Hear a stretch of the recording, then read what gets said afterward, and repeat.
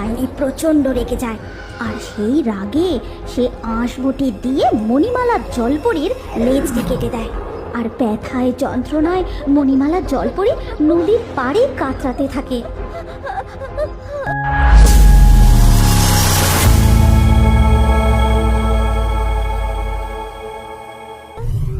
মৎস্যরানী, আমি আমি আমি আর বাঁচবো না। আমার সময় হয়ে এসেছে। আর মৃত্যুর পর আমার মুক্ত শিরভূষণ তুমি মণিমালাকে দিও। মণিমালার মা মারা যাবার পর তুমি তোর মা। মণিমালা ও মুক্তমালাকে তুমি সমান চোখে দেখো, ওদের খেয়াল রেখো। এই কথা বলেই বৃদ্ধ মৎস্যরাজের মৃত্যু হয়। আর তারপর মৎস্যরাজের মুক্ত শিরভূষণ মণিমালাকে না দিয়ে মৎস্যরানী নিজেই মাথায় পড়ে নেয়, এবং তখন থেকে মৎস্যরানী হয়ে ওঠে জলরাজ্যের সর্বময় কর্ত্রী। শোনো মুক্তমালা, আজ থেকে তুমি সব সময় আমার সাথে সাথে থাকবে। কিন্তু মণিমালা, কান খুলে শোনো, তুমি এই রাজ্য ছেড়ে আজই চলে যাবে। কেন মা? আমি কি অন্যায় করেছি? আর কোথায় যাব আমি? কোথায় যাবে আমি জানি না, কিন্তু তোমার মতো এই কালো কুৎসিত মেয়েকে আমি সহ্য করতে পারবো না। তুমি চলে যাও এখান থেকে। মুক্তমালা, তুমি মণিমালার গহনাগুলো ছিনিয়ে নাও। মুক্তমালা তাড়াতাড়ি গিয়ে মণিমালার সমস্ত গহনা খুলে নেয়। তারপর, যাও মণিমালা, এবার তুমি এই রাজ্য ছেড়ে চলে যাও। এই কথা বলে মৎস্যরানী মণিমালাকে মৎস্য রাজ্য থেকে তাড়িয়ে দেয়। মণিমালা কাঁদতে কাঁদতে রাজ্য থেকে বেরিয়ে অনেক দূর চলে যায়। আমাকে বাঁচাও, কেউ আমাকে বাঁচাও, আমি জালে আটকে গেছি, কেউ আমাকে জাল থেকে খুলে দাও। এই কথা শুনে মণিমালা তাড়াতাড়ি শৃগাল পাখির কাছে গিয়ে তাকে জাল থেকে মুক্ত করে দেয়। তোমায় অনেক অনেক ধন্যবাদ বন্ধু, আমি তোমার এই উপকার কোনোদিনও ভুলবো না। এই কথা বলে শৃগাল পাখি সেখান থেকে উড়ে চলে যায়। আর মণিমালা আবার জলে ভেসে চলে। তারপর সে দেখতে পায়, ইস, আমার গায়ে কত কাদা লেগে গেছে। যদি চান করে পরিষ্কার হতে পারতাম, কিন্তু নদীতে যা স্রোত, আমি তো ভেসেই চলে যাব। এই কথা শুনে মণিমালা তার কাছে গিয়ে বলে, তুমি আমার কাছে এসো, আমি তোমাকে স্নান করিয়ে পরিষ্কার করে দিচ্ছি। তারপর মণিমালা তাকে পরিষ্কার করে স্নান করিয়ে দেয়।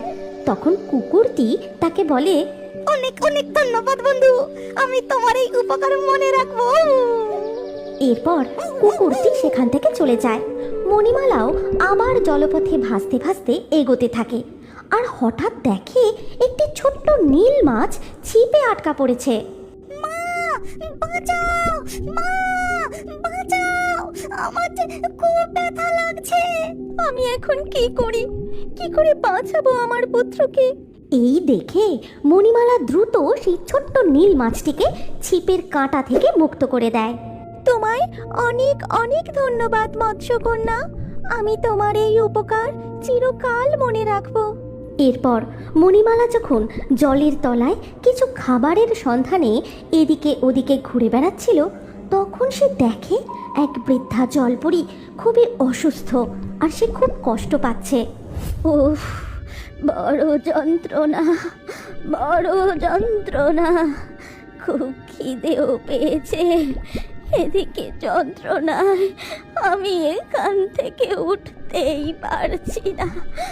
উফ, তুমি চিন্তা করো না, আমি তোমার জন্য খাবার নিয়ে আসছি। এই কথা বলে মণিমালা কিছু খাবারের সন্ধানে সেখান থেকে বেরিয়ে পড়ে।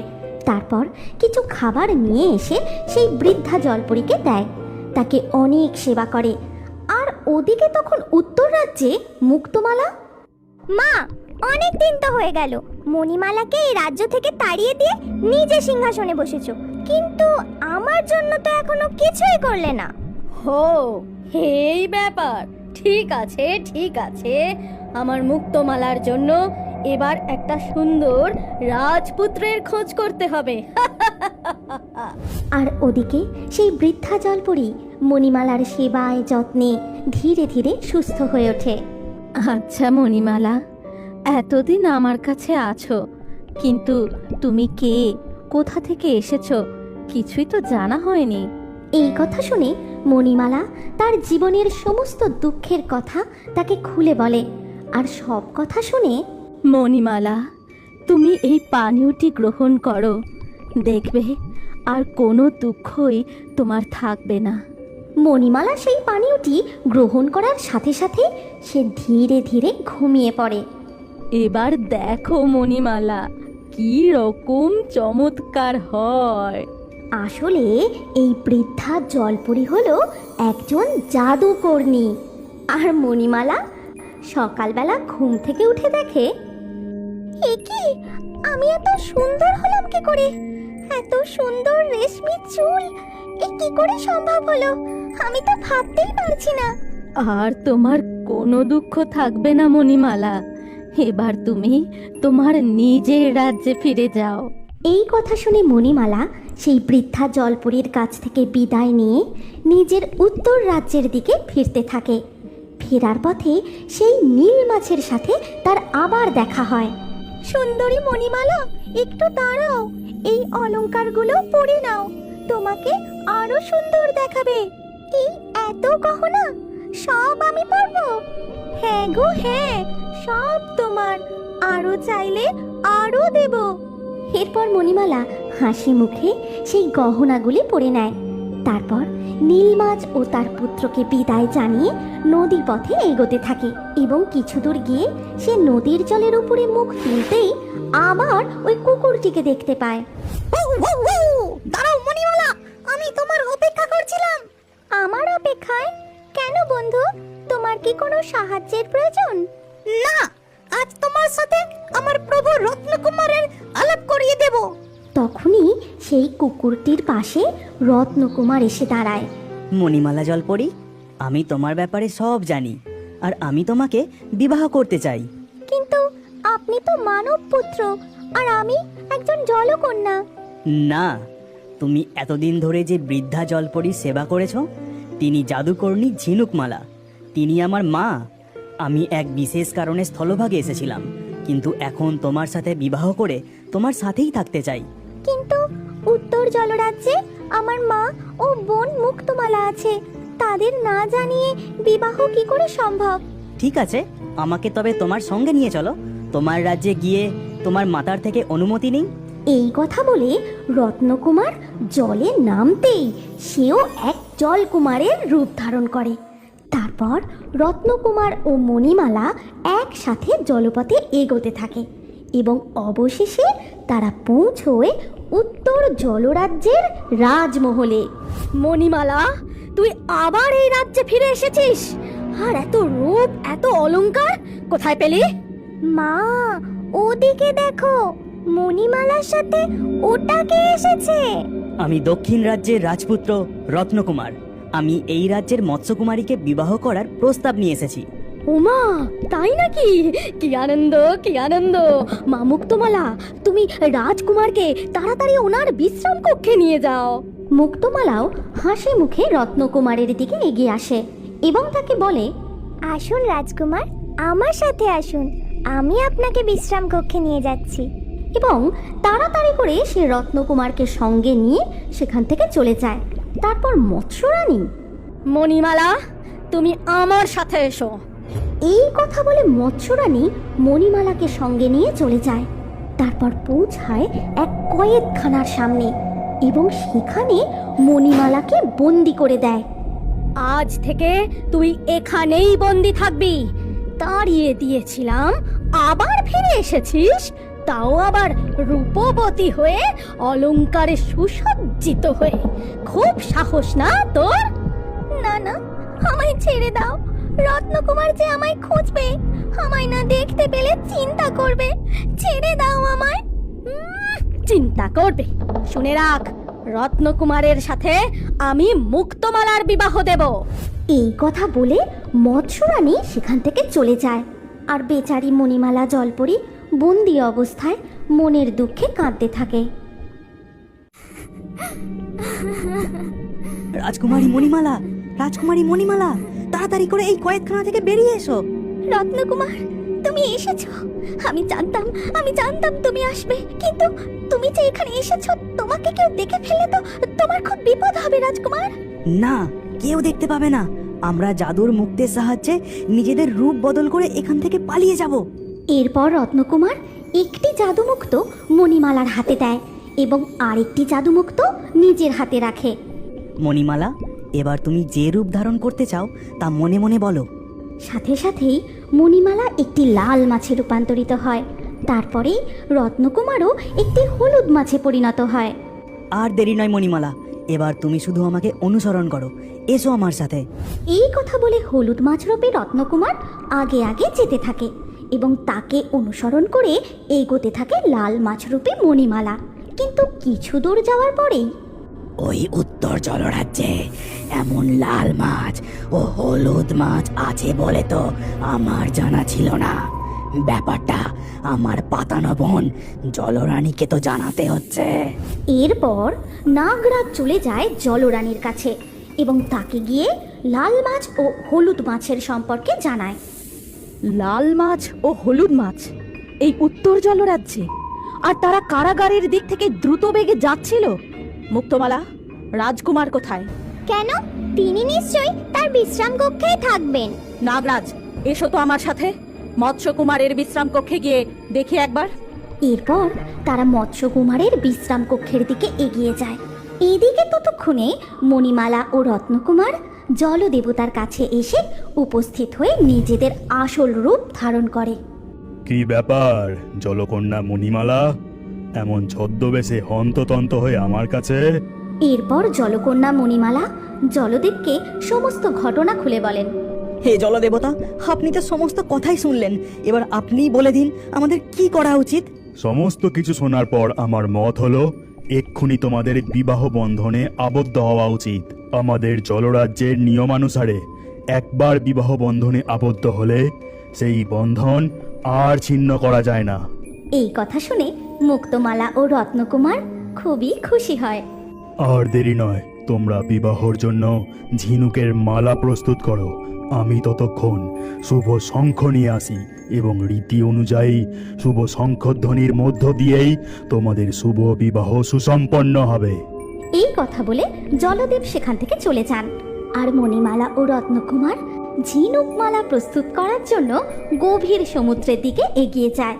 আর ওদিকে তখন একই বিশ্রাম কক্ষ তো খালি, রত্নকুমার কোথায়? মুক্তমালা, তুমি সারাদিন ধরে কোথায় ছিলে?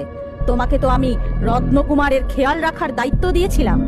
আমি তো নিজেকে আরো সুন্দর করে সাজাচ্ছিলাম, আর রত্নকুমার তো বিশ্রাম কক্ষেই ছিলেন। চুপ করো তুমি, আর একটাও কথা বলবে না। তোমরা আমার সাথে কারাগারের দিকে এসো। এই কথা বলে জলরানী সকলকে নিয়ে কারাগারের দিকে এগিয়ে যায়। আর সেখানে পৌঁছে আমি যা ভেবেছিলাম ঠিক তাই। তার মানে ওরা রূপ বদলে এখান থেকে পালিয়ে গেছে। সঙ্গে সঙ্গে দূর থেকে একটি শঙ্খধ্বনি ভেসে আসে। এ কি? এ তো জলরাজ্যে যখন কারো বিবাহ হয় একমাত্র তখনই এই শঙ্খ বাজানো হয়, আর সেটাও বাজান জলদেব। তার মানে এই কথা শেষ হওয়া মাত্রই তারা সকলে সেই দিকে এগোতে থাকে। আর জলরানী তার সৈন্য সামন্তদের কাছে গিয়ে তাদের আদেশ করেন, সৈন্যগণ, তোমরা তাড়াতাড়ি জলদেবের ভবনে উপস্থিত হও। আমার বিশ্বাস সেখানেই রত্নকুমার ও মণিমালাকে পাওয়া যাবে। শীঘ্র গিয়ে তাদের বন্দী করো। জলরানীর আদেশ শোনা মাত্রই তার সকল সৈন্যগণ নাগরাজ জলদেবের বাসভবনের দিকে অগ্রসর হয়। ওদিকে তখন শোনো মণিমালা ও রত্নকুমার, তোমরা এখান থেকেই শীঘ্র পালিয়ে যাও। আমি জলের কম্পন থেকে বেশ বুঝতে পারছি তোমাদের বন্দি করার জন্য জলরানী ও তার সৈন্য নিয়ে এখানেই আসছে। তাহলে এখন উপায়? আমরা কোথায় যাব জলদেব? আমাদের বিবাহ যে এখনো সম্পূর্ণ হলো না। প্রকৃতি দেবীর কাছে চলে যাও। পূর্ব দিকের নদীপথ ধরে বেশ কিছুটা এগিয়ে গিয়ে একটি ঘাট দেখতে পাবে। সেখানেই রূপ বদল করে ঘাটে উঠো, আর ঘাটের পাশেই দেখবে একটি বড় গাছ। সেই গাছে আছে এক টুনি পাখি, সেই তোমাদের পথ দেখিয়ে দেবে। শীঘ্রই চলো মণিমালা, আর দেরি করা ঠিক হবে না, নইলে আমাদের চরম বিপদ হতে পারে। এরপর মণিমালা ও রত্নকুমার নদীপথ ধরে দ্রুত সেই ঘাটের উদ্দেশ্যে সেই দিকে এগিয়ে যেতে থাকে। কিন্তু তখনই ওই তো ওরা পালিয়ে যাচ্ছে। মণিমালার সুখ আমি কিছুতেই সহ্য করতে পারবো না। নাগরাজ, তুমি তাড়াতাড়ি গিয়ে ওদের আটকাও। চিন্তা করো না বোন, আমি এক্ষুনি ওদের উচিত শিক্ষা দেব। সৈন্যরা চলো, সব আক্রমণ! এই কথা বলে নাগরাজ সমস্ত সৈন্যদের নিয়ে তাদের তাড়া করে। তখন মণিমালা, এবার কি হবে রত্নকুমার? ওরা যে আমাদের দেখে ফেলেছে আর এই দিকেই আসছে। চিন্তা করো না, কিছু একটা ব্যবস্থা আমি করবই। চলো আমরা জলের উপরের দিকে যাই। জলের উপরের দিকে এসে জল থেকে মাথা তুলতেই তাদের সাথে শৃগাল পাখির দেখা হয়। সে তখন একটা ভেসে আসা কলা গাছের উপর বসেছিল। আরে জলকন্যা মণিমালা যে, কেমন আছো তুমি? আমাদের খুব বিপদ বন্ধু। নাগরাজ, জলরানী আর সৈন্য সামন্ত আমাদের ধরার জন্য এই দিকেই আসছে। ও, এই ব্যাপার। তুমি চিন্তা করো না বন্ধু, আমি এক্ষুনি ব্যবস্থা করছি। এই কথা বলেই শৃগাল পাখি উড়ে যায়। তারপরেই সে একটা নৌকার দড়ি টেনে নিয়ে আসে। এই নাও বন্ধু, তোমরা তাড়াতাড়ি এই নৌকায় উঠে পড়ো আর ওই ছাউনির নিচে লুকিয়ে পড়ো। এবার তবে আমি আসি, সাবধানে যেও। আর দেরি নয় মণিমালা, তাড়াতাড়ি জাদু মুক্তের সাহায্যে মানুষের রূপ ধারণ করো। সাথে সাথেই মণিমালা ও রত্নকুমার মানুষের রূপ ধারণ করে সেই নৌকায় উঠে বসে। এদিকে তখন কোথায় পালিয়ে গেল ওরা? এখানেই তো ছিল। সৈন্যরা ভালো করে খুঁজে দেখো, নিশ্চয়ই কোনো শৈবাল গুচ্ছের আড়ালে লুকিয়েছে। তোমাদের কারুর দ্বারা কিচ্ছু হবে না, সব এক একটা অপদার্থ। এই ছিল, এই নেই। আশ্চর্য! ভুলে যেও না বোন, ওরা কোনো এক জাদু শক্তির সাহায্যে রূপ বদল করতে পারে। হয়তো সেভাবেই আমাদের চোখকে ফাঁকি দিয়ে পালিয়ে গেছে। তবে আর কি, চলো এবার ফিরে যাই। আর তো কিছুই করার নেই, তাই না? তুমি চিন্তা করো না বোন, আমি ওদের কিছুতেই ছাড়বো না। এর বদলা কোনোদিন না কোনোদিন আমি নেবই। এইদিকে তখন মণিমালা ও রত্নকুমার নৌকায় ভাসতে ভাসতে এসে সেই ঘাটে পৌঁছায়। তারপর মণিমালা ও রত্নকুমার নৌকা থেকে নেমে ঘাটে দাঁড়িয়ে দেখে সেই বড় গাছটার ডালে বসে আছে টুনি পাখি। প্রণাম টুনি পাখি, তোমার কথা জলদেব আমাদের জানিয়েছেন এবং তিনি তোমার কাছ থেকে প্রকৃতি দেবীর কাছে পৌঁছানোর পথ জেনে নিতে বলেছেন। তোমরা জলদেবের কথা কি করে জানলে? কি তোমাদের পরিচয়? আমি উত্তর জলরাজ্যের রাজকুমারী মণিমালা, আর ইনি হলেন দক্ষিণ জলরাজ্যের রাজপুত্র রত্নকুমার। ভীষণ বিপদে পড়ে মানুষের রূপ ধরে জলরাজ্য ছেড়ে আমাদের পালিয়ে আসতে